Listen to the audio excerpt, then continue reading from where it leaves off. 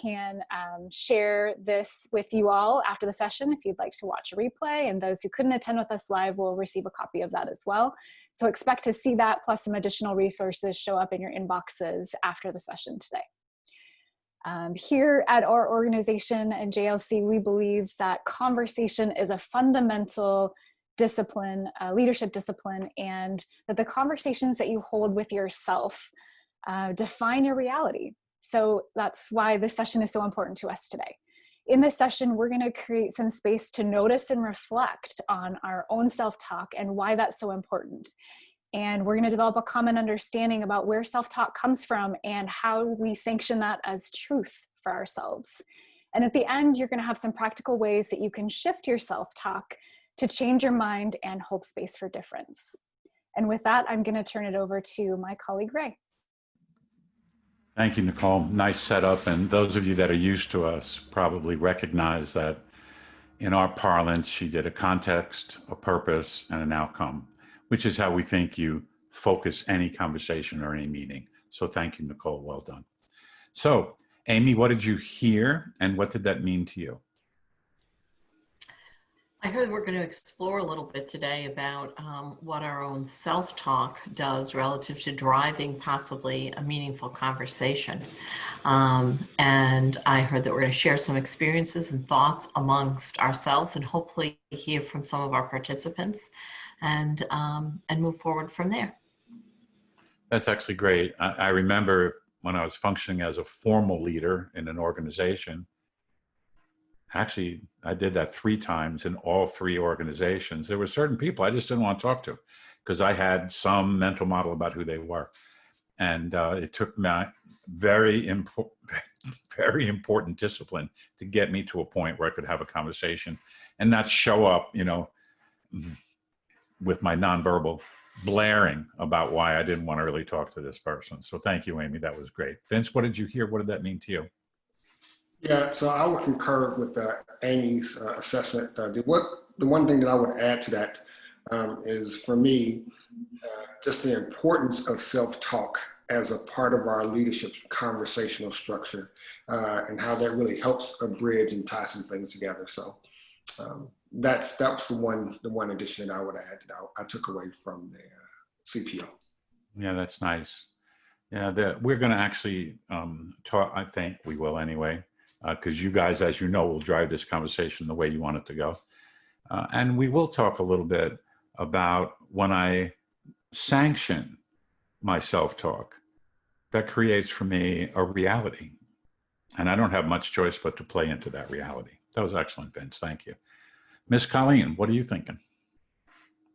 Yeah, I was just thinking, and what I'm hearing is not only the self-talk, once we sanction it, it becomes our reality. Also, the other piece of that is, how does it impact me and how I show up in a conversation? So it just made me begin to think, if I am so locked on to my self-talk and I've sanctioned it, then how does that impact me when I'm truly trying to hold space for difference? So just my initial thoughts, and I'm in. Yeah, I think the holding space for difference piece is all part of this. So for example, if I'm talking to Amy and I'm pretty sure she's wrong about whatever it is she's telling me, I almost build a blind spot to the words that she's given me, and then I can't hear them anymore. So Nicole, how did we do? Did we do well understanding the intent of the meeting? You did very well. Thank you.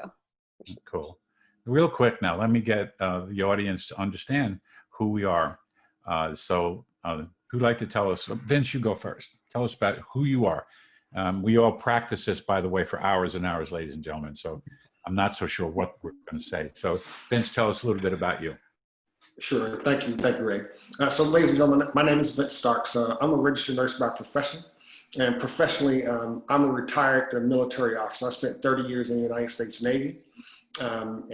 Specifically over the last decade, I focused my efforts on senior executive leadership, policy, and governance structure for large systems. And so with that, I'm very happy to be here with you this afternoon. Thank you. Colleen, tell us about you. Sure. Just wanted to say, and Vince, thank you for your service. Moving on to Veterans Day tomorrow. And I will also say that I have the absolute pleasure because now Vince is a JLC associate, so I get to collaborate with him frequently and learn a tremendous amount. I feel like I've got a splattering. I'm not like a normal career path where one person is one thing for the bulk of their, working life. I've done lots of different things. I've worked in the area of education and academia. I've also worked in the private sector, and I've been an entrepreneur for the last 15 years. So I've learned how to help develop businesses as well. So I've led from different seats and lots of different locations, and I'm in. Thank you so much. Amy, tell me a little bit about you. Hi, I'm Amy Ryan. I am an educator.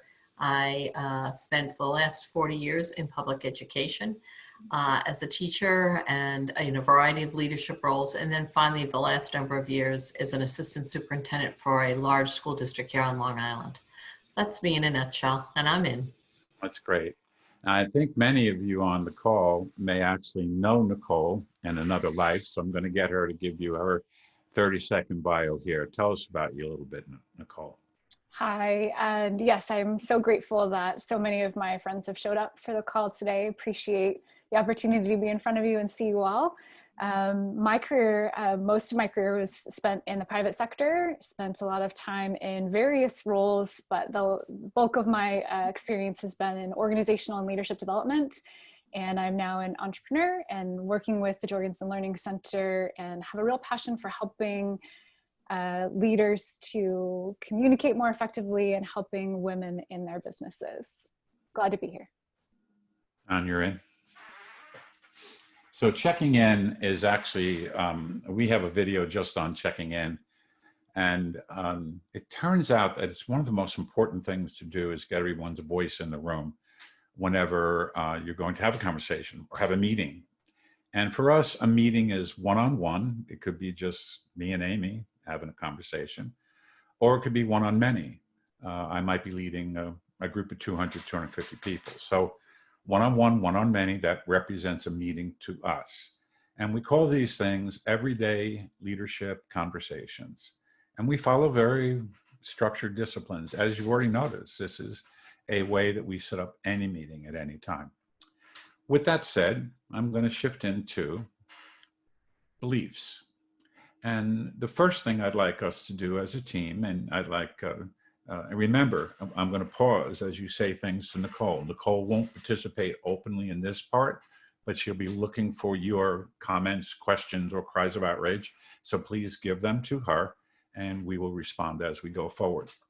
So the first thing is a little bit about how to change my mind. And maybe I'm not interested in changing my mind, but if I wanted to, how would I?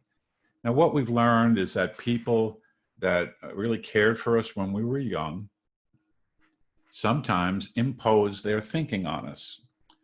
As a high school principal, I had many, many conversations with parents who said things to me like this.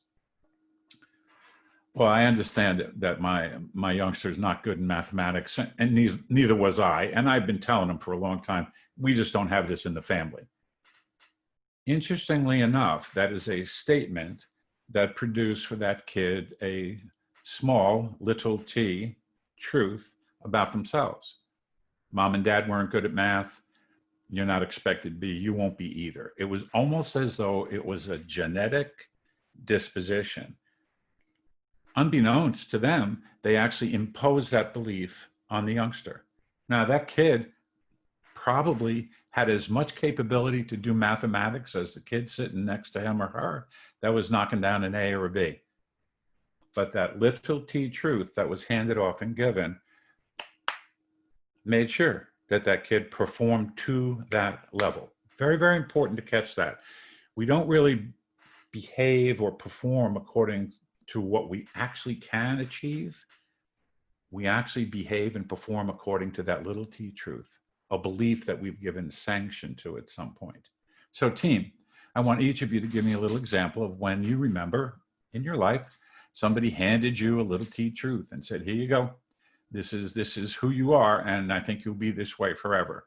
As you know, when someone that loves us and someone that we love and or admire pushes one of those belief statements out, we tend to embrace it and put it inside of us.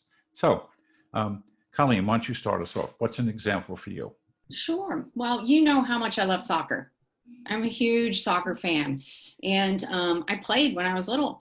And one of the things that I played a lot with my sister as well. And sometimes, because we were close in age, only 14 months apart, we were on the same team. So many times, in fact, when we were younger, it made it easier for my parents to drive us to one game and one practice. So I just remember being on the team. And I remember my dad, he'd take me out and he would practice a little bit more with me because he said, "You're not as good as your sister. You're not as strong. You can't hit the ball as far." And I specifically remember just being so disheartened because I wanted to live up to being better. I wanted to play as well as my sister. And then I remember we'd go back sometimes and my mom would be like, "Why are you telling Colleen that? She's going to believe it if you keep sharing that with her." So that was one thing still to this day that I just really remember feeling that sense of not ever being good enough. That's so powerful, Colleen. Yeah, the story I would share is about a gentleman that I know very well that played basketball at a big university, Division I basketball. And when he was a freshman on the junior varsity team in college, right, his coach said to him, "Inside 2 minutes, do not shoot." That means, I don't really think you can put the ball in the hoop when we really need you to. Oh, that gentleman and I became good friends over the past 10 years. And he told me many little stories like that. And it took him 4 years or 5 years when he finally left the college and began playing in a semi-pro basketball program that his ability to score when it mattered changed. And he remembers how hard it was for him to affirm a different way that he could score. Thank you, Colleen. That was beautiful. Vince, tell us about one you got. Sure. So I want to go back to the academic example that you gave. So I was in high school, and I went to a magnet high school in the city of Chicago, so very, very progressive. And I had a math teacher, and I loved the guy. I learned more from this man than probably I've learned from anyone in my life. But according to Mr. Brazil, I was not a great math student. And I recall the Air Force and the services, the Navy would come to visit us as students in high school to kind of get you interested in the services. And I wanted to be a pilot. It's really what I wanted to do. But I was reminded in high school that I did not have the aptitude for math that would be required to go into aviation. Now, things worked out. You know, I fought back. I had a wonderful military career in healthcare delivery, and I'm very satisfied with what I was able to achieve. But those early goals were certainly influenced. And I never forgot Mr. Brazil telling me that math was not my strong suit, and I probably wouldn't be able to be a pilot. And so, of course, I never became a pilot. And again, I want you to notice, not just our team, but everybody listening, that person was very well-intentioned. They loved you. They cared about you. They were fearful you would be disappointed if you didn't get your dream, if your dream didn't come true. And it's almost like people that care about us the most sometimes give us these pictures about my capabilities. And before I shift to Amy, this is a big point in the work. We have inside of us kind of an interactive mind, and the neuroscience says that words produce pictures, which then produce emotion or feeling. The bigger the emotion or the feeling, the stronger the little t truth is about, I'm not as good as my sister. I can't do mathematics. I can't be a pilot. These are things that create a little t truth inside of us. Now that's probably not so significant. And Colleen and Vince probably started to tell themselves, I can't be a pilot. I'm not as good as my sister. And that self-talk that goes on inside of us, which somebody gave us, it wasn't even necessarily so. Somebody gave it to us. And when that self-talk starts kicking in, it becomes, for us, a belief that we must stay inside. So that's magnificent. Thank you. Amy, got one for us? Sure, similar, back to childhood days, only this sort of more about what I could do than what I couldn't do. So I was fortunate early on to have people say to me, you know, you're a good kid. You're a helper person. You're a good helper person. You're good at helping people. You're naturally empathetic. And they encouraged me to help and volunteer and do a lot of really meaningful work. And I'll always be grateful for that. What's interesting about the self-talk is we sort of automatically assume that one thing is mutually exclusive to another. So if I was a good helper, I probably wasn't good at maybe science or math or athletics or whatever it was. So it caused me as a growing person to narrow my focus. And I'm glad I focused on things I did, no regrets there, but there was a whole other world that I didn't realize was open. So I think that's another way that self-talk affects. And this is not about any judgment of anybody or even ourselves, that this is just what happened. It's what happens, and it still happens. And like, you know, I live in a community where these folks love golf and they play all the time. And many of the men that are here and the women that are here, they don't like a particular hole. So they'll say, God, I hate hole 12, or I hate 13, or I don't like and they tell themselves that over and over again. And they say, I cannot perform well on this particular golf hole. And when they get there, they don't, because your behavior is consistent with your self-talk. And it's almost like it's hidden from us at some level as we go forward. So that was really, really superior. Let me stop for a moment. Nicole, any comments or questions fly in? None yet, Ray. So if you have those comments and questions, please do use the chat. Please do send those in through the Q&A so we can answer those for you. Your reactions are welcome as well. Ray mentioned thoughts, reactions, feelings, cries of outrage. Any of those? We want to hear them and see them. Yeah, I really want you to grab those that are listening. The team here has put up with me for a while. So they're used to me talking about the fact that words produce pictures, which if the feeling is strong enough and big enough, we're in trouble. So, because now it just stays in there. And I don't think every little T truth is necessarily negative or bad, but I want to remind you that these particular ways in which we talk to ourselves, and sometimes the way we talk to others, produce pictures, mental models, little T truths about the people that we work with. This was revolutionary for me as a leader. And what happened to me as I needed to apologize to one of my assistant principals. He was a particular stature and he enjoyed making fun of himself, and everybody kind of did it too, and so did I. And for me, this was at some level revolutionary for me as a leader, so I said, couldn't believe that I was playing into that sarcasm. Well, since I teased him in front of the entire faculty, I apologized in front of the entire faculty once I came to grips with the fact that is not a mental model. That is not a little T truth I want to have about this guy. This, for me, and to apologize like that was really hard for me too, because, you know, we're all trying to do the best we can and we all think what we're doing is good and okay, etc. This was really a huge piece for me. Remember, words, pictures, emotion, power. If we have young people in our lives, and I will tell you, I did this with all my grandkids. I did not do it with my children because I didn't have it together enough at that time. Intuitively, I felt some of this, but I didn't have it in a way that I could articulate it well. But my grandkids, they have all heard this from me. And as I listen to them talk with me, I listen for that self-talk as it's unfolding. What are we learning and thinking right this second? Amy, why don't you start us off this time? Just another reminder, Ray, of how much words matter. You know, there's been a lot of conversation about that recently, but it is critical. And just taking that moment as a leader to really listen and think before we say something, that little wait time, that careful response versus an automatic reaction to the folks that are working with us and for us. It's just so critical.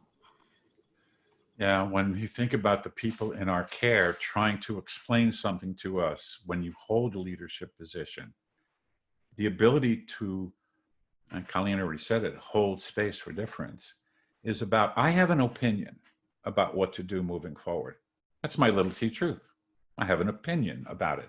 I've thought about it plenty, talked to myself about it, did my self-talk. So I think we should do X. That's simply one opinion. And the work that we do in our organization is how to actually tap into collective wisdom. If we can't hold space for difference and we get so sure that our little T truth or our way forward is the right, quotes, right way, we end up not hearing other possibilities. So this idea of really, really becoming servants of people as we help them develop collective wisdom is really important.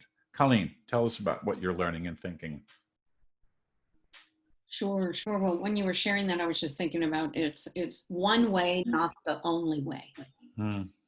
You know, and how can we as leaders choose our words to create space so everyone can share their little T truth or their perspective. Therefore, we can create the best plausible solution, make the best, most informed decision.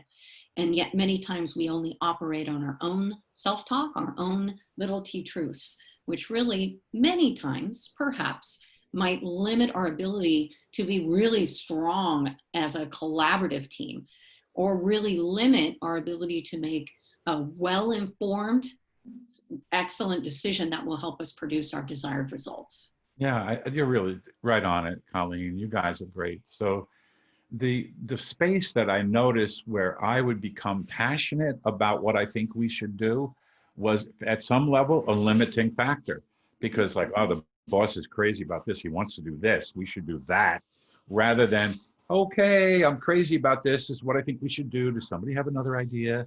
And what might somebody, does anyone have another opinion?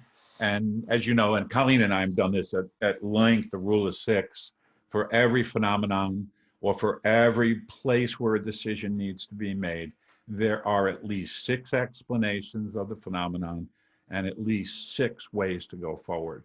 The reason that the 6 is a big deal, I was taught this by Native American elders. They said the Western mind goes A or B, this or that, yes or no.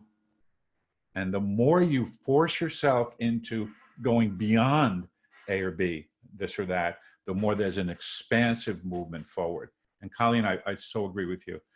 Once I begin to lean into a decision, my self-talk is, this must be the right one. This must be right. This must be right. Ben's thinking and learning. So as I listen to you guys talk, one of the things that I was thinking about is the importance of creating an environment or a condition so that people are comfortable enough to express themselves and to give those alternative opinions. When you're a boss or a leader, it's easy to say, I'm just going to ask for other opinions and create space for it. But if you don't have an atmosphere of trust that you are able to create an environment, then it doesn't matter, because people need to feel safe enough to do it, which means that you as a leader, you have to allow yourself to be vulnerable enough to openly acknowledge that you don't have all the answers and that you may not know, and that you really need other voices in the room to get to the right solution and the right outcome. So that's what I was learning and thinking as I listened to you talk.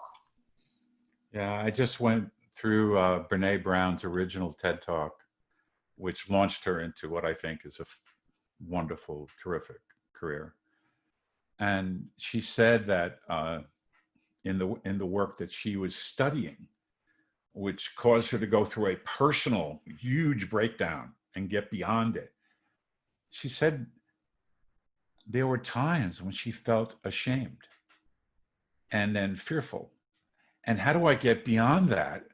Well, the only way is to be vulnerable enough that I could say, that was my best effort and it did not get where I wanted to go, didn't get what I wanted.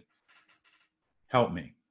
Are there other things I can learn? Can I expand my personal practical knowledge? So the next time I'm faced with a similar situation or a similar expectation, I would have more capability moving forward.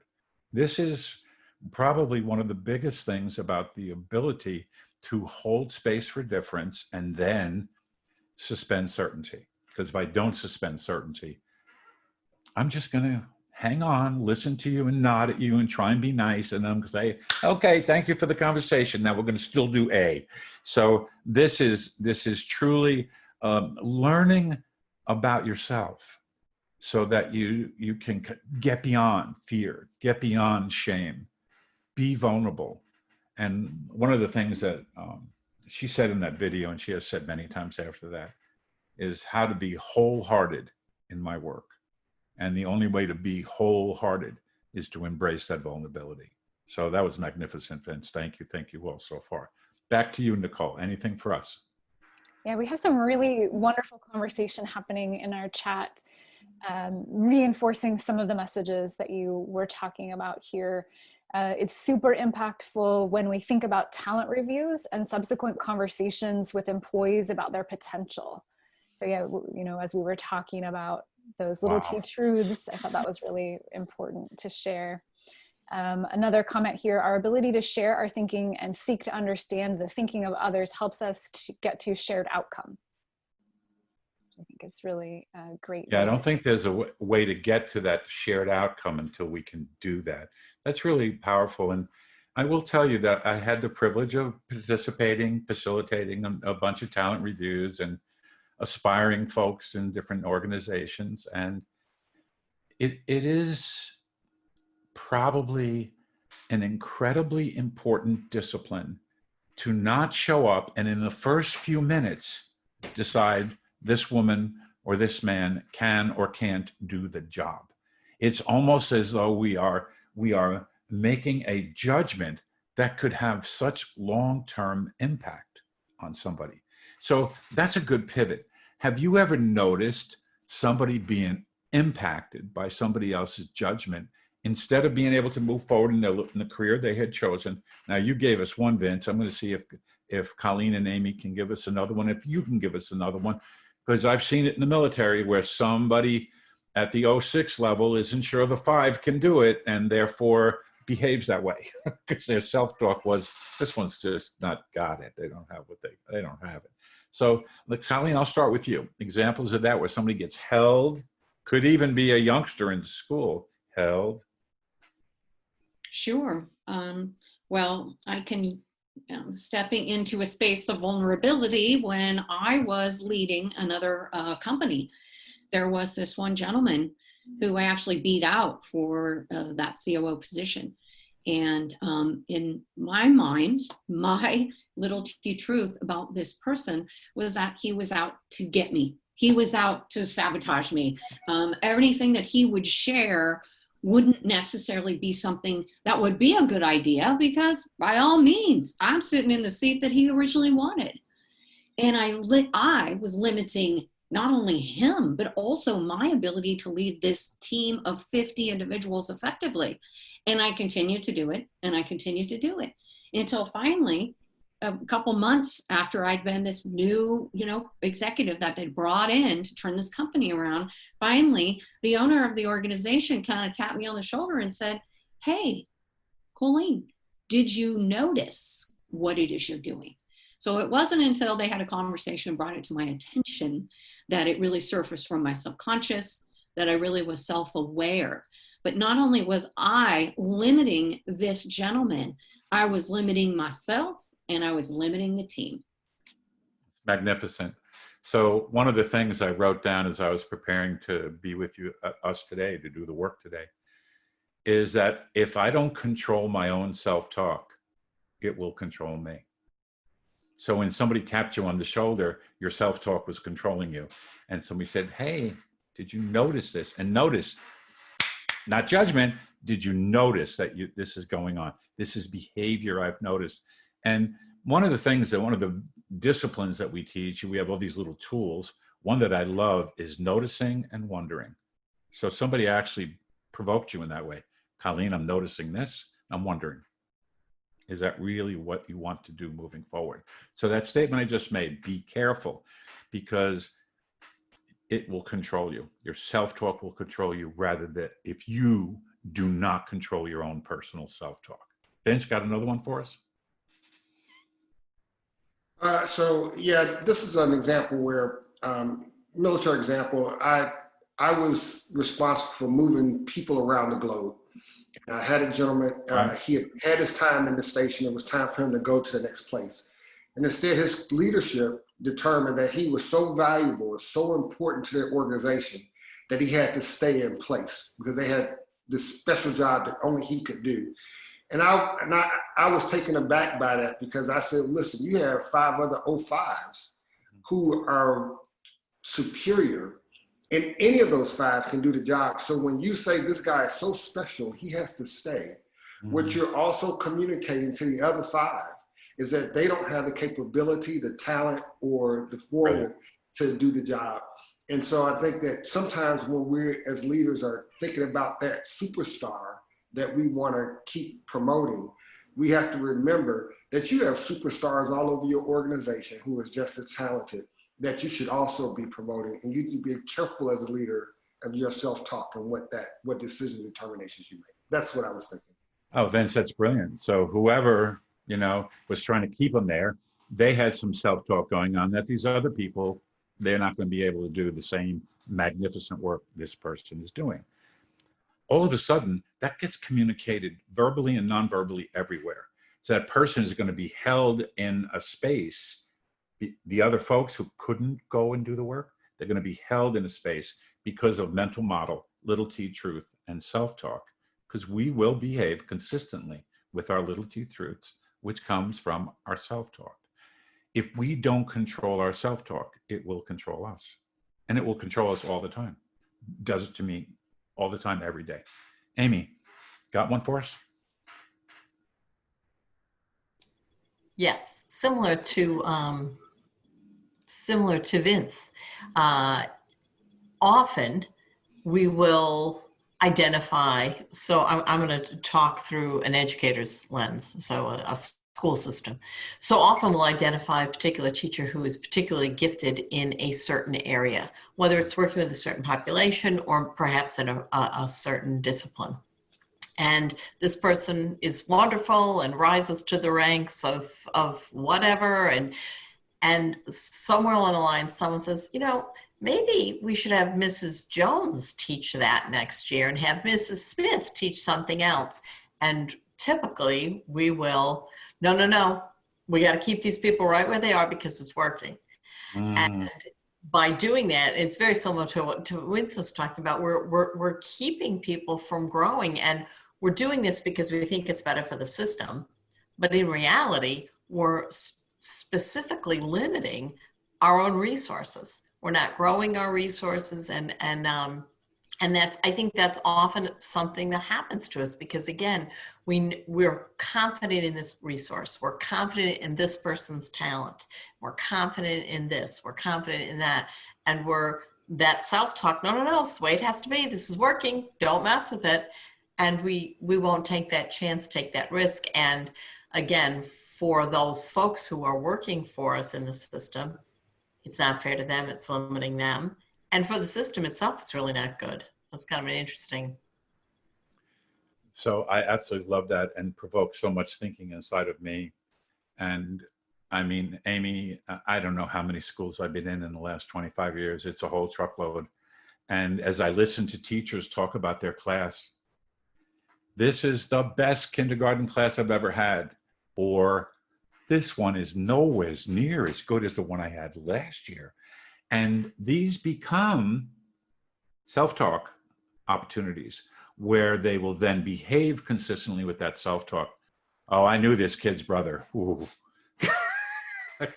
You know what I mean? It just kind of keeps unfolding. And if we aren't very, very vigilant, we will miss the opportunity to change our self-talk. Self-talk. Don't let it control you, because it will. If we don't control our self-talk will control us, and we will only move to a level way less than the potential you could possibly move to. This has been wonderful. Nicole, what's poking us right now? I saw you give me the signal there. Yeah, a couple of great comments here around assumptions. We call those leaps of assumption, didn't really know the individual fully, but jumped to a full and permanent label of the person. See, that's beautiful. So, gang, you tell me, assumptions, when we see somebody, we have, oh, it's when we go to an assumption, what do we start saying to ourselves about that person? Colleen? Well, then we support it with our self-talk. I jump to an assumption, I support it with my self-talk, and then I look for evidence that already supports my predetermined conclusion that I've made. And the other probably, I don't know, maybe positive things don't actually get through because I've blinded myself, and now I'm only letting things through and into my brain and noticing just the things that support my predetermined conclusion. Fantastic. Yeah, your assumption about another person is really a little T truth that you've kind of generated. And there's something about this that really, really matters to me. When I was coaching kids, one of the things that I was taught, and I love this, sanity is more important than success. So if I think I'm only this good and I start getting a little bit better, my self-talk will pull me back down to where I'm this good. This idea that sanity is so much more important than possibilities that are out there. And Colleen made the great comment, and we will talk about this in another session, about scotomas or blind spots. They get that we don't even know we have them. One of the things that I did a little talk with Colleen once about the leader with the least amount of scotoma. A scotoma is a blind spot. The leader with the least amount of scotomas probably will be the most successful. That means they have a much broader picture about what's going on. Whoever made that, Nicole, that was that comment, that was really great. Vince, what are you thinking learning about this? So what it brings to mind for me specifically, I like to get down to actual pictures. So I was thinking about the introvert, right? Extroverted person. Many leaders tend to be that way. And so I engage with a person that comes into my organization and they're very introverted. And if I'm not careful, I could think that person is disengaged. They're not as attentive. They have not bought in to the organizational culture. But what's really happening while we're at the meeting, yakking and talking and figuring everything out, the introvert is sitting at the table thinking. And we may not hear that voice for the first time until the end of the meeting, the session. And so again, you have to be very careful, along with Colleen's comment, that those assumptions that we bear, sometimes positive, sometimes negative, can have really interesting impacts. And we need to be mindful. Yeah, there's something about the introvert. It's almost like I did a little, Joe Marshall asked me for some work on that. And the introvert gets missed. And sometimes they have real powerful thought that we just don't, and they're just not because they don't want to play. It's just more comfortable not talking. They're more comfortable not engaging. It is not a volitional act saying, I don't want to tell you my thinking. It's just who they are. It's their typology. That's what it is. Nicole, I saw you give me the signal there. Yeah, we have a couple of really wonderful comments come in. One is, I see self-talk as being similar to unconscious bias too. And then kind of to build on that, another question came in. Can you talk more about how little T truths impact our interactions with people of different races or cultures? Yeah, we absolutely can. There's the work we're doing for the military and for our private and public clients is all about how do we build a conversation where I can speak my truth and not try and fix everybody else's truth. How do I create a safe enough space? I can say, this is how this particular situation with race is affecting me in my community or my thinking about the world. It is about safety. And if we don't lean into the difficult conversations, which, by the way, whoever's watching us, the five of us have leaned into these conversations very, very deliberately. And as we do, we recognize we're not going to solve the problems of the world around race or social unrest, but we want to be able to give people an opportunity to speak their little T truth. Where we get in trouble, Nicole and gang, I think I'd love you to weigh in on this, is when people start making their little T truth absolute. Big T truths. Got to be careful.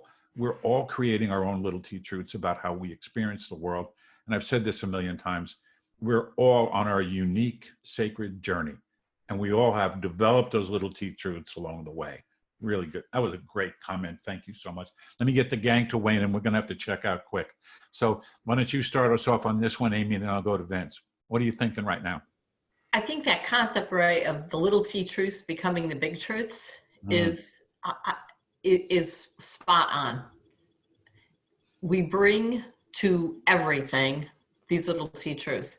And if we are not able to consciously think about those things and where did those beliefs come from, and do I really believe those things, or have I just been convinced of it all these years? Because those little T truths, once we push them out, again, they become the big truths. And sometimes we don't even believe them anymore. So, so right? So so what do you do about that? I think that was at the heart of that question. And I think it goes back to the beginning of this conversation. Be aware of where your little T truths came from, where those beliefs came from, and be courageous enough to look at them and say, do I really believe them, and why or why not? Yeah. Do I still hold that? Oh my God, Amy, that was great. Vince, what are you thinking about this? So in my opinion, I'm very sensitive to those dynamics, and I've seen a lot of conversation on these topics in the military culture. It's such a diverse community. You're in the military, you're almost forced to deal with it because we're a slice of society. But I think the first part is to understand and recognize that we all begin to learn at home and in our educational system and in our overall system. So we become conventional thinkers of the way we grew up. Now we move into these roles as leaders. We have a responsibility to do just what we're doing, to kind of open the aperture, to understand your T truths, to start having more dialogue. And in our company's motto, we say, change the conversation, right? You change the outcome. And so you have to go into your organizations as leaders, all of us, and say, hey, these are things that are happening. We need to talk about what those impacts are in our work environment. And then you have to create that safe space so that people can be honest and talk about what's really important and what's real. Right. And then you move on from there. So important things, but I think the folks who are attending this particular conference and what we're talking about now is a part of that journey. It is. Oh my God, it's great. We are out of time, so we have to do a checkout, but I really love that. And the fact that somebody I really loved and that someone that cared about me gave me a bunch of little T truths when I was young. And they could have been somebody 3 or 4 years older than me in my neighborhood that I thought was the best kid here or the toughest kid here. And those things unfolded and became part of me. Now, the space you just offered us, all of you today, was we need to be able to recognize what are our little T truths. What self-talk do I constantly say to myself? Because that's where this whole idea of change, space for difference, and resiliency comes from. All change, deep, long-lasting, significant change, starts on the inside, works its way out. It starts on the inside with our self-talk and works its way out to our behavior. Best thing about this conversation. Start with you, Colleen. Best thing from today's conversation. I think the best thing is just it's a good reminder that self-awareness generates change. And I think you said that, capped that up beautifully. And I think not only is my self-awareness around my self-talk, but how is that impacting the talk that comes out of my mouth to those around me as well. And I'm out. That's beautiful. Thank you. Vince, best thing. The best thing for me is just to have a safe environment, to be able to have the discussion openly and to do just what we've done together. I think that is refreshing and kind of refreshes my clock and makes me feel a lot better. So I'm appreciative. I'm grateful for the opportunity, and I'm out. Thank you. Amy, best thing. 2 best things. One, just the remembering and awareness of be aware, critical. And then something that Vince said just a minute ago, all the folks who've joined us on this conversation are saying to us, we all want to work together and be better. We want to explore these concepts. And as somebody who worries about there possibly being a lack of strong leadership moving up the ranks, it tells me, no, no, no, there's a lot of people out there working really hard, wanting to do more and learn more. So those are both important to me, and I'm up. Thank you. Nicole, best thing?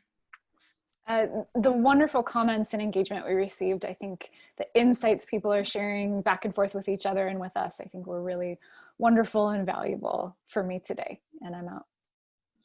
One more thing before I sign off for myself. I did put a couple of items here in the chat. Please do visit us at gojlc.com. There you can find our events page where you can be in the know about more learning events like this coming up. We do have 2 opportunities to continue this conversation on self-talk and personal resilience and change coming up. So I encourage you to check those out if you've enjoyed this conversation and if you'd like to continue to learn with us in this space. Also, please do subscribe so you're the first to know when we offer other events like this. Thank you. Are you out now? I'm out, Ray. Thanks.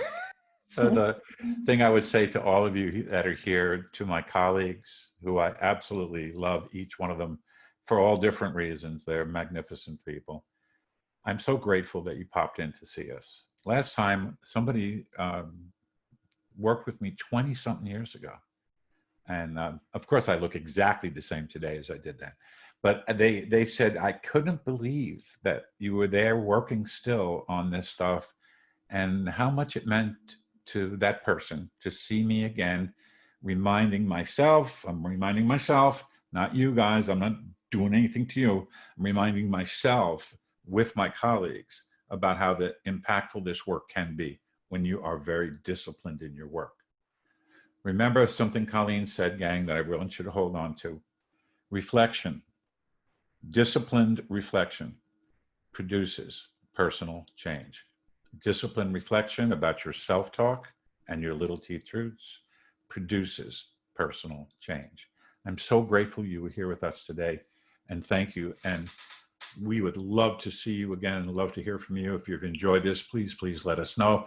If you didn't like it, contact somebody that wasn't here today and let them know you didn't like it.